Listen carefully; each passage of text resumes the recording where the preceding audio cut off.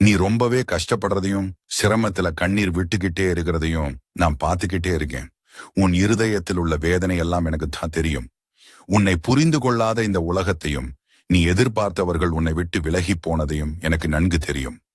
நீ கொஞ்ச நேரம் அமைதியா உட்காரு. உன் உள்ளத்தை எனக்கு திறந்து விடு. நீயே பேச வேண்டாம். நான் பேசுறேன்.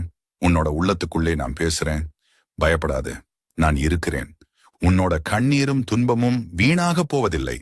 உனக்கு ஒரு முடிவில்லை, ஒரு புதிய தொடக்கம்தான். உன் வாழ்க்கை இப்படி தகர்ந்து போயிருக்கு போல தெரியலாம். ஆனா நான் உன் வாழ்க்கையின் கையில் இருக்கிறேன்.